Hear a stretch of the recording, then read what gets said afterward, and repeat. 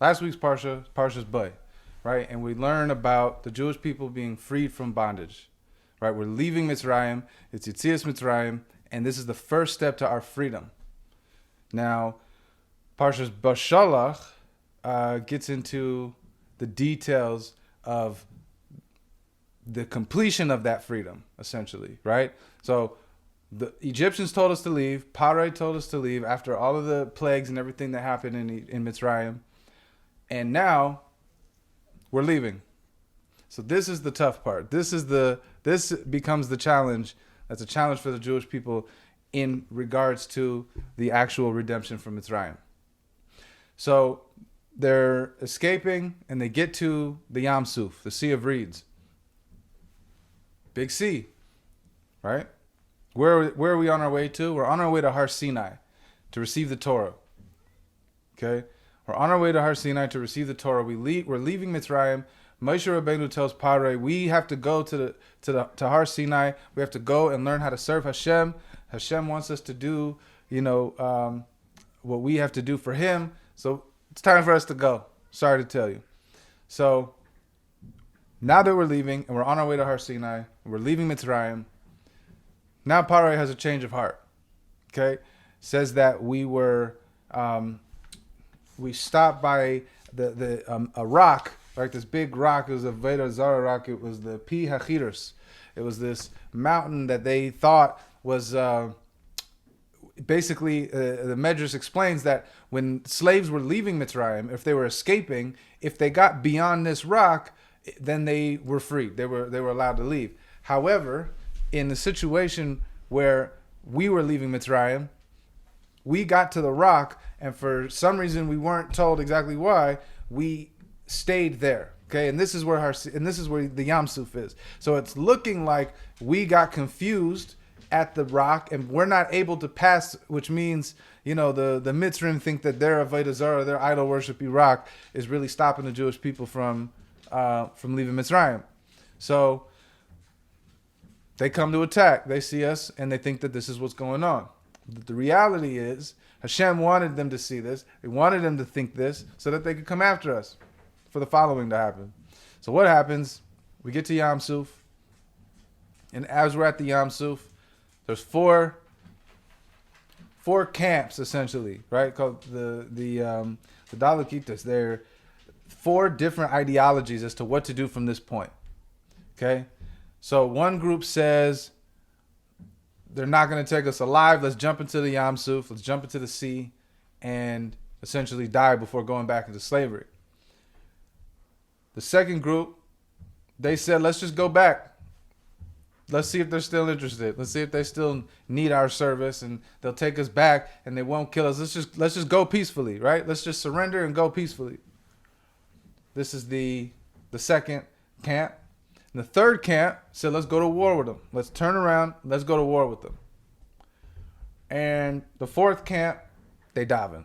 They said, let's just pray. At this point, right, they've become acquainted with Hashem and his abilities and his powers and the things that he's done for the Jewish people up until this point. Let's just give it to him. Let's just leave it all to him, and let's daven. Okay. So, 4 options.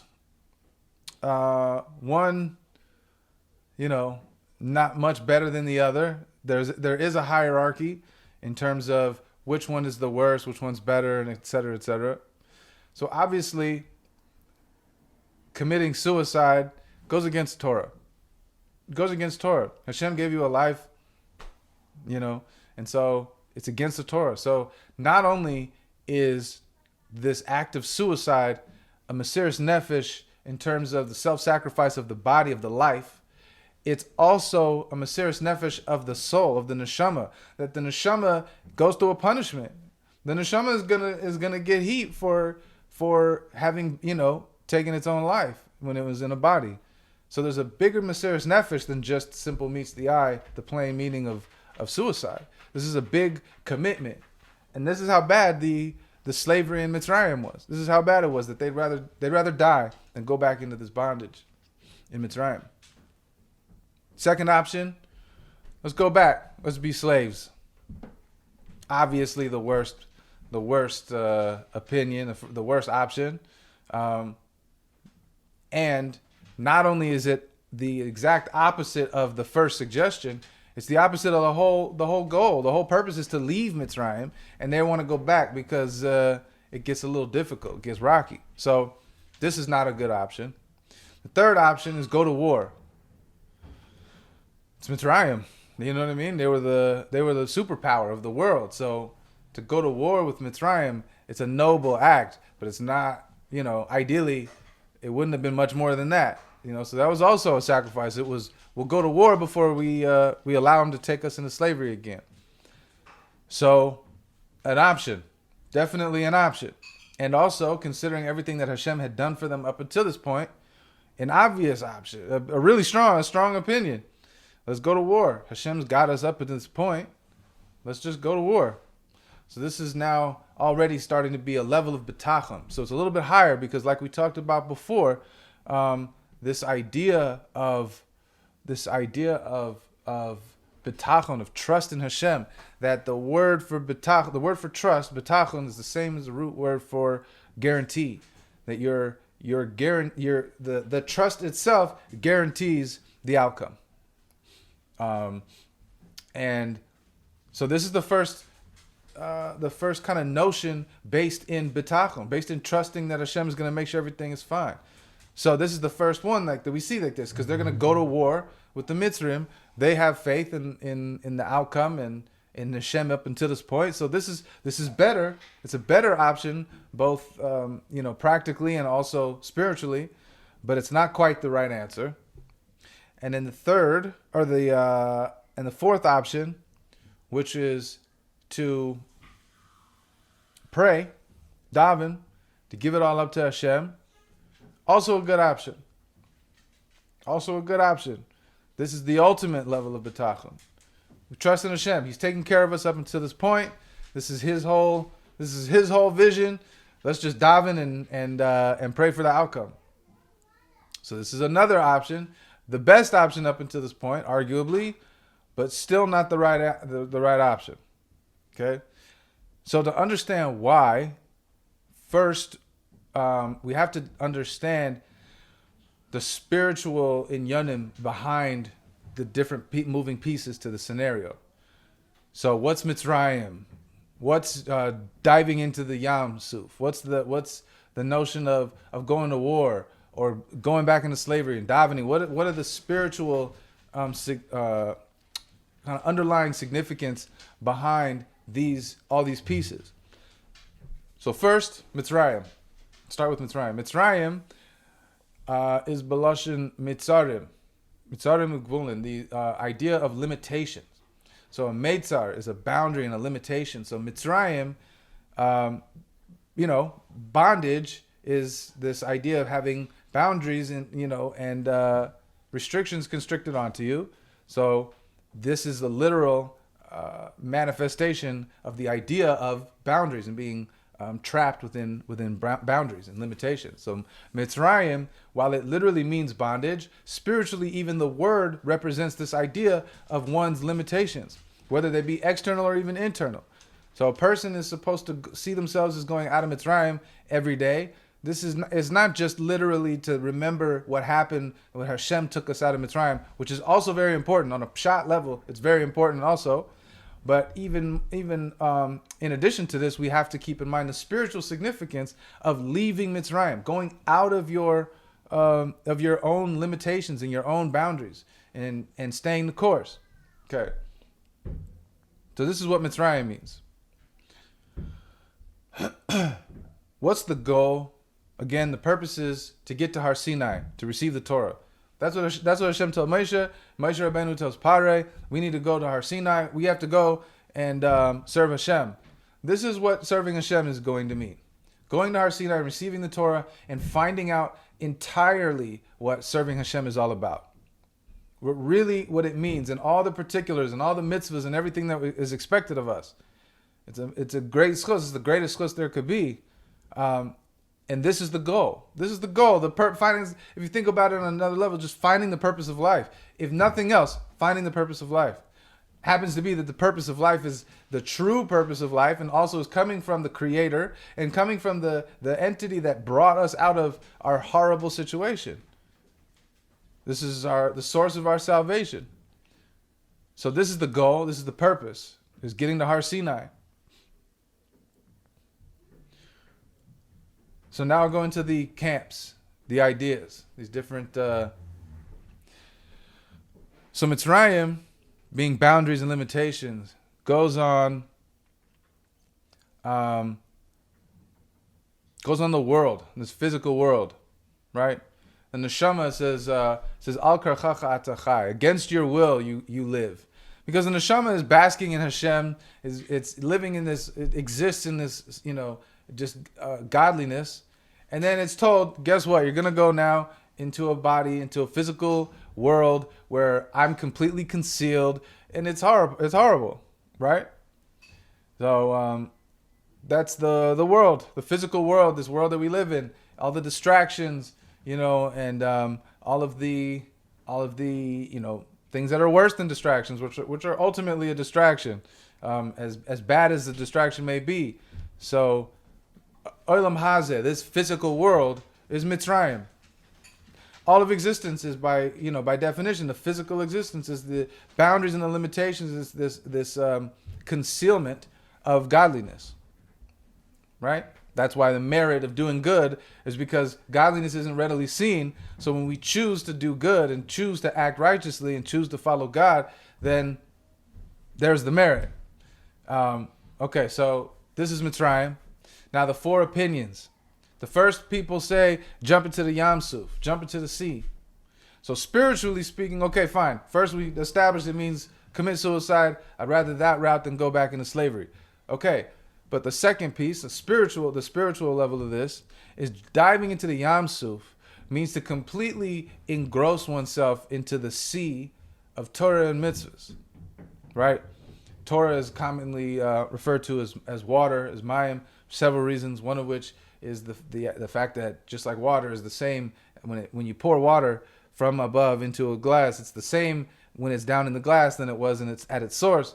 So too, Torah, even though it's enclosed in physical mitzvahs and things like that, ultimately it's the same as it is in its source. That's why it's so holy. And okay, so water is this idea of Torah, but also all of Yiddishkeit is considered water, right? To be completely surrounded in these godly inyanim. So davening and learning Torah and going off and living in seclusion to avoid the physical world. It's a challenge to be in the world and to engage in the world. So let's sequester ourselves off somewhere and not deal with it. The second option was to go back into Mitzrayim, to accept slavery. This is interesting. The Rebbe explains this spiritually to mean, now again, we're going higher and higher with every suggestion. So it is a step higher than jumping into the Yamsuf. The spiritual significance of slavery, or just going back and surrendering, is this idea of leaving Mitzrayim and leaving that slavery and accepting upon ourselves a new slavery, a new yoke, right? And this is a high madrega. This is a holy idea. This is a good thing, ultimately. The idea of accepting the yoke of heaven upon oneself, right? And everything attached to this about, if you're a slave to something, either you're a slave to yourself, or you're a slave to money, or you're a slave to, Facebook, or you know what I mean, whatever it is. And at the end of the day, being a slave, quote unquote, to Hashem is the greatest thing you could do. If you're going to be a slave to something, better to be a slave to Hashem. There's freedom in that, right? Even from yourself. You could be a slave to yourself, your own desires, and, live a hedonistic life and, do whatever you want. So being a servant of Hashem gives you purpose because it's the ultimate purpose. So this is the second option of going into slavery, or going back and surrendering, is this idea that while this is a good thing, this is a high madrega of just accepting the yoke of heaven, it's still the language of it and the idea is still based in a difficulty, almost in a task, right? It becomes a chore. People. It's like the idea of doing Torah mitzvahs just because Hashem said so. There's a milah to this. There's something to be said about this level, that I do it because Hashem wants me to the point that even when I don't want to do it, I do it anyway, and that's a great thing. But ultimately, it's still not a freedom from slavery, from bondage, right? Let's say like a slave mentality. You're just prone to being a slave. So you're doing Torah mitzvahs because you're a slave to that. You're a slave to Hashem now. But if you don't have love and passion and excitement for the service and for the work and the goal, then you're liable to maybe get bored, chas v'shalom, and serve something else, because that's just what you are. You're just allowing yourself to leave one limitation, one Mitzrayim for another Mitzrayim. So that's also not the best option, right? So the third option is to go to war, right? Turn around and let's fight the Mitzrayim. Let's fight. Okay, good option, a better option even, because we're not ignoring the world, right? We're not going off into seclusion and completely immersing ourselves in Torah and learning Torah and living in, some place, some shtetl, off a choice, just to not deal with the world. And then also not the second option of, okay, fine, I'll do it and I'll do Torah mitzvahs like I'm paying a bill. That's also not an option. So the third option of fighting, at least now they're going into war with the world. I'm going to turn around, I'm going to face the challenges of this world, and I'm going to engage in it. This is good, it's better, but it's also not the right answer. Because we had a goal. We have a goal to get to, and fighting a war, right? They're supposed to be going to Har Sinai. Now they're turned away this way and they're fighting. Even if they're victorious, even if they're winning, while they're winning, they're distracted from the goal. And the goal is to get to Har Sinai. So they're wasting time over here. So there's been a lot of discussion about, debates between, Jewish people and, certain communities and certain community leaders that, have certain claims and ideas about the Jewish people. And one of the biggest things they say that's their proof, or, it excites their followers, is the fact that they challenge the Jewish community to debates. The Jewish community doesn't engage in debates. So the reason they do this is the proof of why we're not supposed to engage in the debates. What do I mean by this? When they talk in front of their constituents, or their followers rather, they get them hype. It's a contest, it's a concert, it's an excitement, right? The whole idea of debates is when you're like competing, like actually debating. It's the most important thing isn't necessarily to prove that you're right. It's to make your audience think that you're right. It's to make your audience think that you know what you're talking about more than your competitor does, the opponent. So this is why. This is what fighting is. We don't deal with, ideological, arguments. And sometimes people are just davkeniks and they just want to argue just to argue. There's no point in that. So we don't waste our time in engaging in these kind of discussions and these battles, and to fight with the world is also not the answer, right? And also, as the world tries to define us and tell us who we are and what we're supposed to be like, we're not going to fight that war either. We're not going to fight that fight, and we're not going to engage, and we're just going to do what we have to do. We have to be Jewish, and we have to follow Torah and mitzvahs, and we just have to do what we're supposed to do. Eye on the prize. Instead of worrying so much about fitting into a box or doing exactly what we're expected of, or having to defend this or that. It's all Narishkeit. It's all Narishkeit. There's a story of, I think it's Henry Kissinger and Golda Meir, the former prime minister of Israel. And so Henry Kissinger, he's Jewish, and Golda Meir is asking him, There's a request. There's some kind of request. Something's going on. And so they have a conversation. He says to her, you should know I'm an American. I'm a politician. I'm, whatever it is. He goes down the list and he says, and then I'm Jewish, right?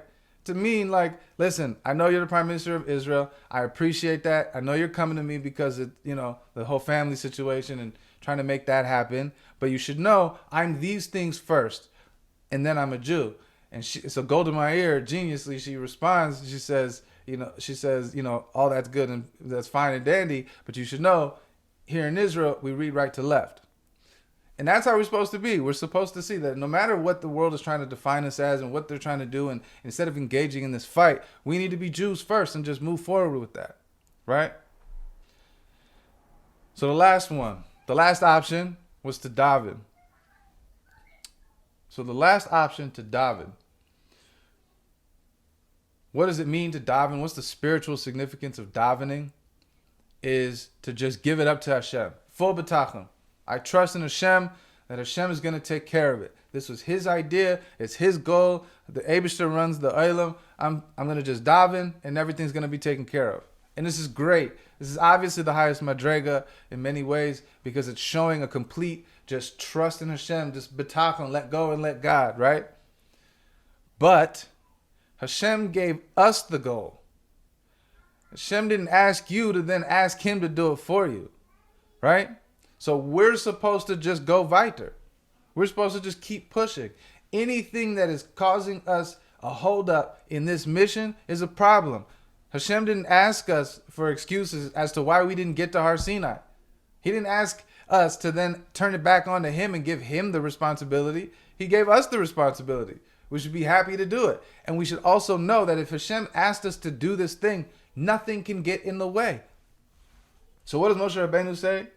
So when they get to the Yamsuf, Moshe Rabbeinu says to them, Al tiru, don't be afraid. Hisyatzvu uru es Yeshuas Hashem, asher yaseh lechem hayom. Stand and watch, stand strong and firm and confident and watch as Hashem takes us out and and redeems us today. This is Ki asher isam es Mitzrayim hayom lo yisosifu l'ra'osam oid ad olam. The Egyptians that you see right now, because they're so scared of the Egyptians. And he says, the Egyptians that you see right now, this is the last time that you'll see these Egyptians. And it says, Hashem yilachem lachem ve'atem tacharishan. Hashem will fight your battles. Just be still. Be quiet. Now what's interesting here is the Medrash explains that this is Moshe Rabbeinu's response to all four camps. This whole phrase was a response to the whole camp. Al tiru, don't be scared. Hisyatzvu, stand strong. Don't be scared. Don't jump into the sea. Stand strong. Don't be afraid. Uru'u es Yeshuas Hashem asher yaseh lechem hayom. Right? That these Egyptians that you see right now, the ones that wanted to go back into slavery, you're never going to see them again. You're not going back to them. You're not going back to Mitzrayim. You're not going back to that life as a slave. New beginnings, right? The real birth of a nation.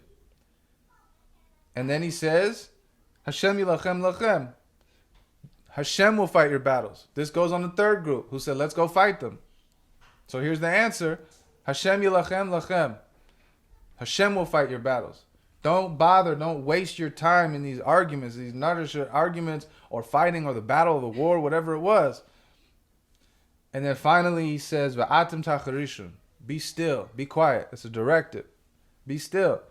Be quiet. This is to the ones who were praying. Don't pray. Go. Right? He says,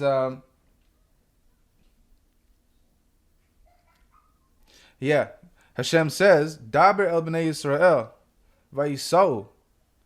Right? Hashem says, Ma titzak elai, why are you calling out to me? Why are you crying to me? Then he tells Moshe Rabbeinu, Daber el b'nei Yisrael, go tell the Jewish people, vayisau. Then the Rebbe says, Gate weiter, go further, keep going. Right? Because the whole purpose is to get to Har Sinai. The goal is to get to Har Sinai, get to Har Sinai. all of these things that are a distraction, don't let them distract you. Even if you think that you're serving Hashem in the way that you're dealing with the distraction. Either I'm burying my face into the Torah and into a life of seclusion and not dealing with the world. That's not the answer. That's a distraction. The goal is get to Har Sinai. The goal is to get to Har Sinai. And what's at Har Sinai? Where we get the Torah mitzvahs and Hashem teaches us how to bring godliness into this world.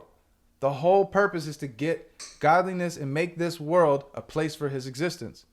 So the Yetzias Mitzrayim is two parts. First, Yetzias Mitzrayim, leaving Mitzrayim, as we said in Parshas Bay, is the actual leaving of Mitzrayim. But then the second part, there was a second issue. It says in Rashi, when they got to the other side of the Yamsuf, after the splitting of the sea, it says that the Egyptians, the bodies of the Egyptians who had passed away in the sea, they got thrown on the shore, right? The wave kind of took them and brought them to shore. So Rashi says, why does it emphasize that this happened? It's because the Jewish people thought, okay, great, the sea split, waters crashed back, we're on this side, they're on the other side. They're just going to come after us. So this is that idea of kind of like this slave mentality is able to hook because the oppressor is still very much there and still very much a threat. So this is the problem. So what's the splitting of the sea? So the sea is an allusion to the concealment of godliness, right? When you see the sea, you don't see what's inside the sea. You don't see what's underneath the sea. You see the water. So that's the concealment of God, which is also it's called a koyach elokי. It's a godly power to conceal what's underneath, to conceal the godliness, because that's part of the work. The work is splitting the sea, and when the sea splits and it becomes dry land, that's an inyan of gilui, right? Of revelation, revealing what's underneath. And the idea is that when a person is able to go through life and reveal the godliness that is in everything, and see God and see God's influence and God's hand in absolutely everything that happens, Yetzias Mitzrayim. That's how we leave. That's how we get focused. We stay focused when we go. When we see the vision, we split the sea and we keep going further. The sea moves out the way and we reveal the godliness. And when we're able to see that, that's how we get to the goal, which is Har Sinai, and learning exactly how to make a dir leis baruch b'tach tainim, a home for God in this physical world.